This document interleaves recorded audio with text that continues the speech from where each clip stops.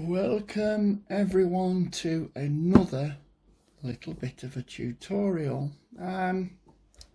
This seems to be a popular radio, and these don't come with the self-centering stick for the throttle stick. So yeah, this is a 6 channel, can be opened up to 10 channels because it's 1, 2, 3, 4, 5, 6, 7, 8, 9, 10. That's possible. We're going to go into that in a little bit more detail in another video, but in this one we're going to be fitting a spring kit. Now, not all is as it appears, so stay tuned because we're going to get straight into this.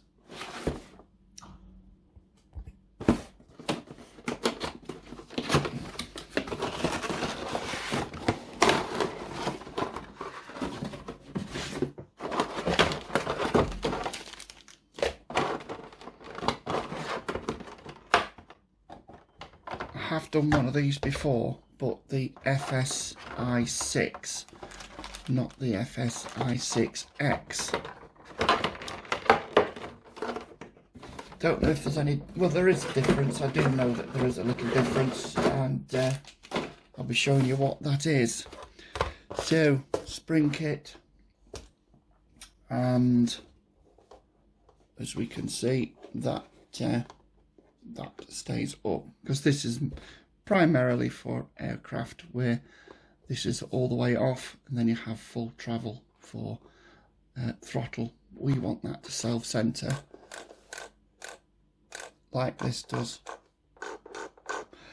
So all there is a spring missing. So let's get this apart. The tools that we need is a set of tweezers, a screwdriver, possibly a pair of pliers, don't know, but we shall see. So I'm going to rest that on there so I'm not straining the sticks. First of all, make sure the batteries are out. Mine are out because they're here.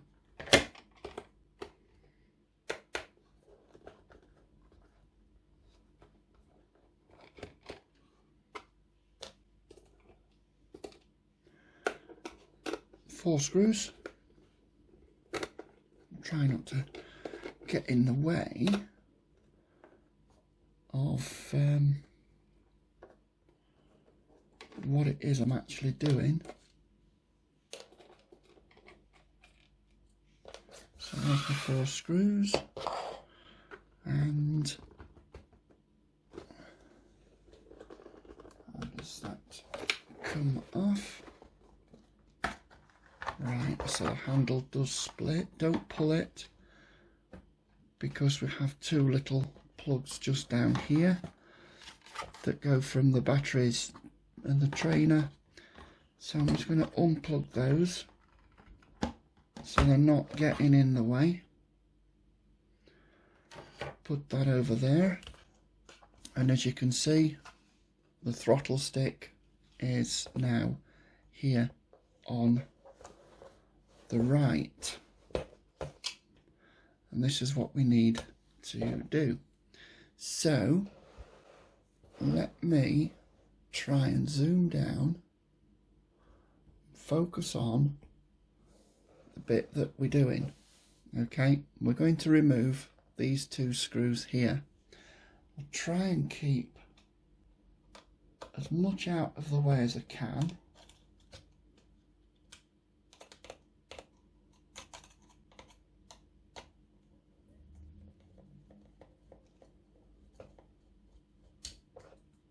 That is the friction stay that holds the throttle stick in position,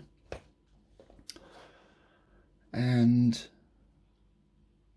this is the gimbal that we need to be working on. So we need to remove these 2 screws because we need to lift the gimbal out, and these 2 screws so we're not pulling away. Because as you can see from the other side, See this lever here has two pins, one here and one here, and then it has this spring just here. Now because this is the opposite side, it's going to be the opposite way around. So we'll come back over here, and I'm just going to try and stay out of the way. Get the tweezers, remove the screws.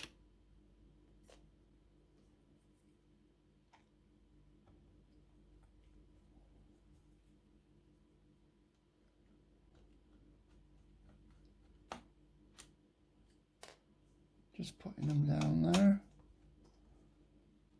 When they start to come up, you can get the tweezers under the head so you don't drop them,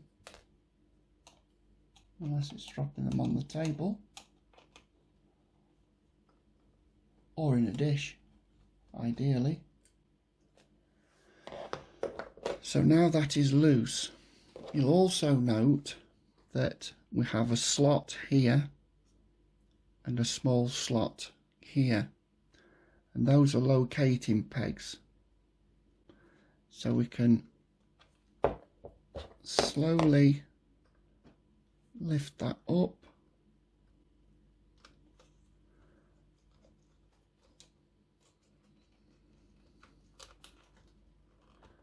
with this circuit board just here, so all that comes out in one. We can then put that to one side and then pull this out very gently. No need to be rough with it. And that is our gimbal.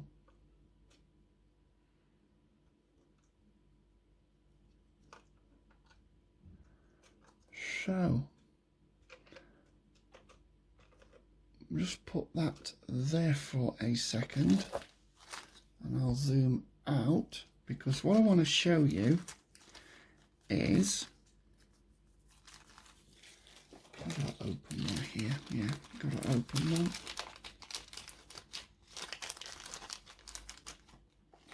This is what we get in the bag. We get the return lever, a spring tensioner,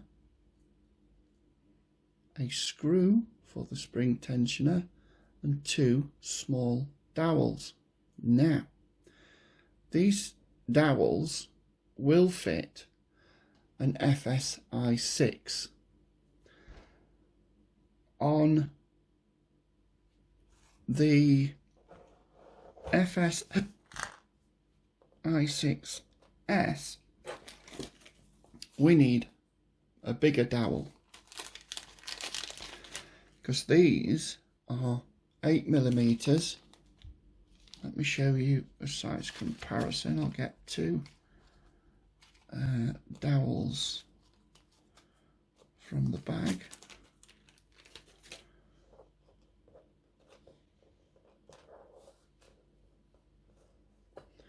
So just here, let me zoom in. These two you get with the kit. These two you do not. As you can see, they are quite a lot thicker. So I'm going to put these two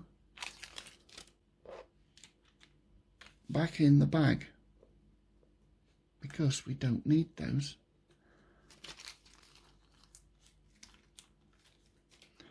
And what we'll do with this is we will put this screw in here, because this is the spring tensioner.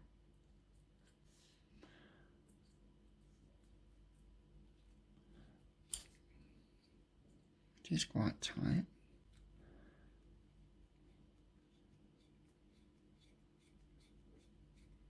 once you get it started, it's pretty much there. So put that midway. That screw is just about midway. Cool.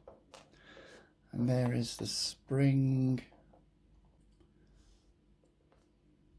And there's the spring lever. So the reason these need to be that little bit bigger is because on here we have 2 holes, and these pins that need to be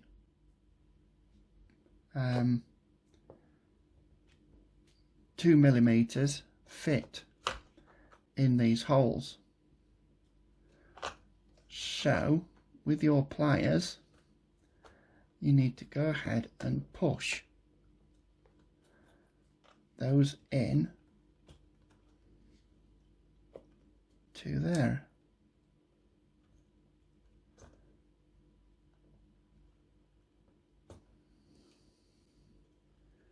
And be careful pulling on this, because I'm not really moving it around too much. And that seems to be in, those 2 pins just there. And this part,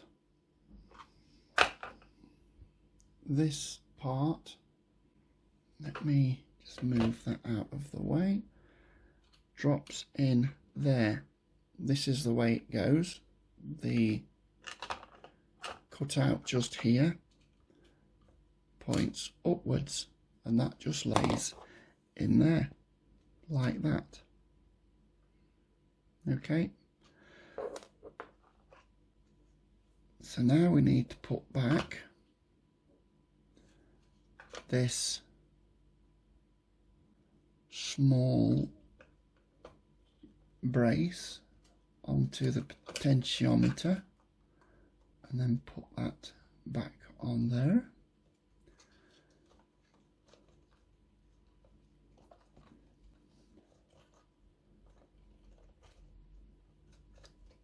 And this one,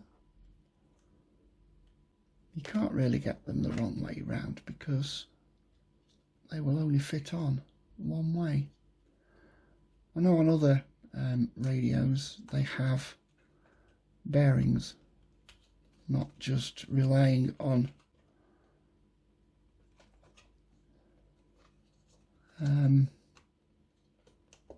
friction, so that just fits in like that. And as you can see, that just fits in perfectly. Very little room between this bearing carrier and this rod, so you do have to make sure that these are pushed in, not too hard, don't want to go too far in. So then we can replace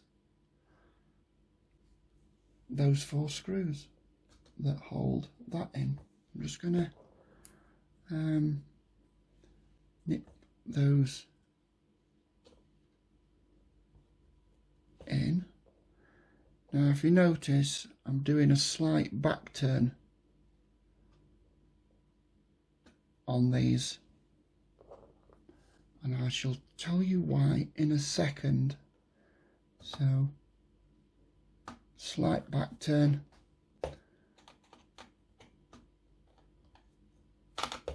and I shall show you why when we're putting this radio back together. So we'll just put fingertip tightness back on those. That is all good. So we still don't have that return.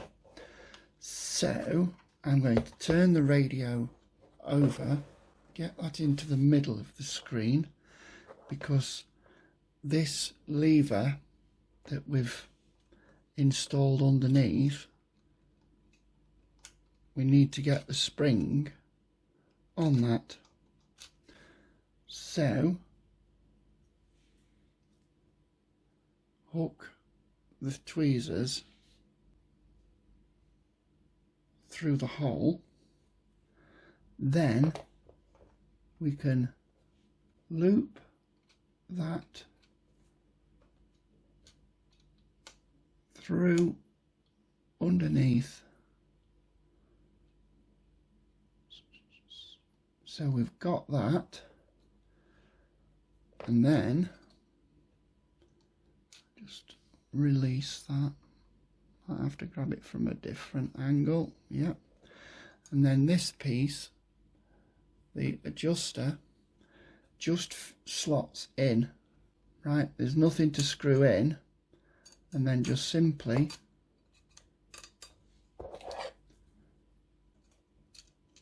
why isn't it not playing games? It is fiddly.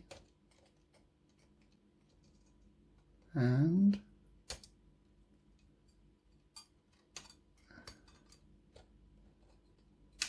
there it is. It has just snapped on there. Just here. Let me just zoom out a little bit so quality is going down. So now we have, it doesn't seem to be very strong. So if we tighten up this tensioner screw, that will raise up the spring tension.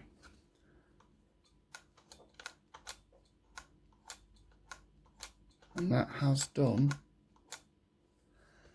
a good job.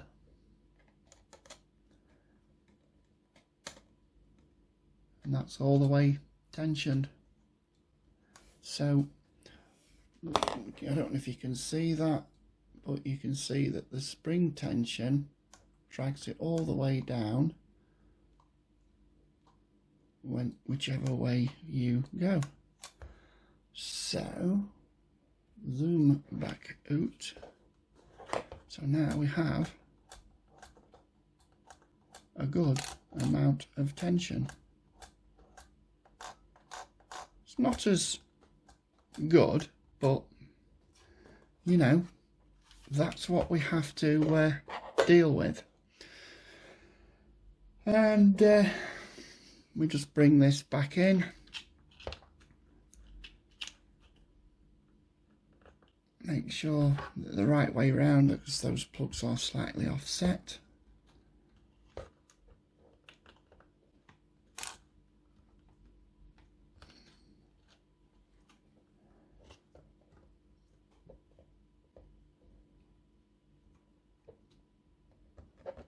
So that's in, and that is in. And then no force required. So now we can put the screws back in.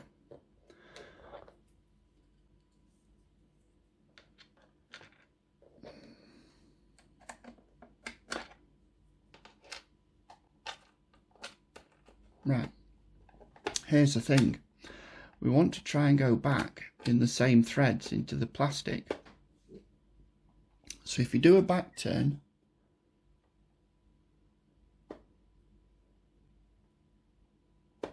you'll hear it clunk back in, and then just wind it back tight.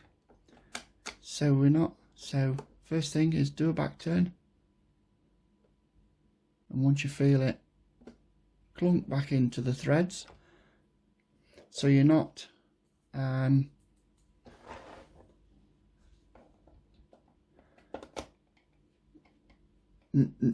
ruining the internal threads of the plastic post. So slight pressure downwards and you'll hear it. Listen. And then you can just whiz that in with your fingers. I'm just using my fingers, no need to get too heavy fisted with it. And then just simple. And then just nub them up with your fingers.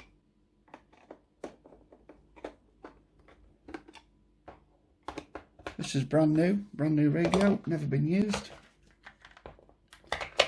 Brand spanking new. I bought this just so I could do a video. And to keep in theme with the budget radio, I've got budget rechargeable batteries from Poundland. I think it's Poundland, yeah, must be. They cost £1 for 4. So that is back on, and power.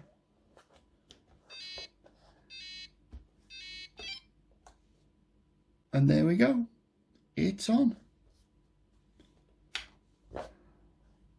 There's no way of taking off the warning, so when you do power the radio on, you just have to tap that down for it to come up with a menu. If I find a way of disabling the throttle warning, throttle high warning, I will. But quite frankly, that is the FS-i6X. That is what that is.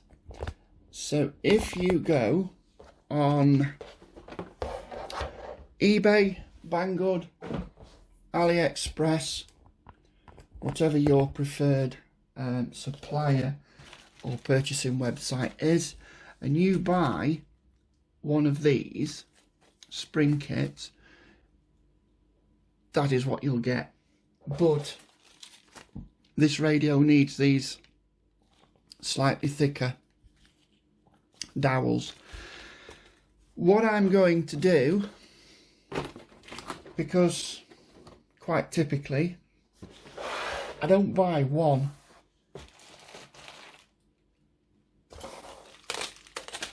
I buy quite a few.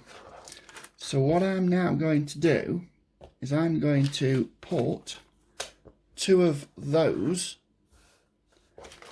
into these bags. How many have I got? 1, 2, 3, 4, 5, 6, 7, 8, 9, 10. I did order 10, but they sent me 11, and I've only got 20 of these, I think. So 2, 5, 6, 7, 8, 9, 10, 11, 12, 13, 14, 15, 16, 17, 18. Yes, I got 20 of those. I've just used 2 in that. So I've got 1 set of FS-i6 spring kit, and I'm going to put 10 of them in there. Good to go. Right, I hope you found that helpful. I will be showing you how to do dual rates on these, so we can use them with the Tamiya multifunction control units.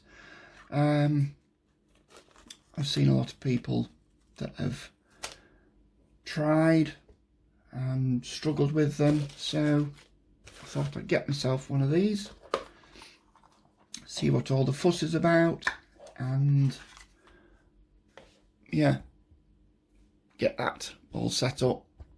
And I might even do the GT power truck and trailer truck sounding like vibration unit thing, the one I've already reviewed. So yeah, thanks for watching. If you have any comments, yeah, I do reply to comments. Don't like to leave questions unanswered, and give it a thumbs up, really helps my channel. Share it with people that are also struggling, that you know. And that is the FLysky FS-i6X Spring. Thanks for watching.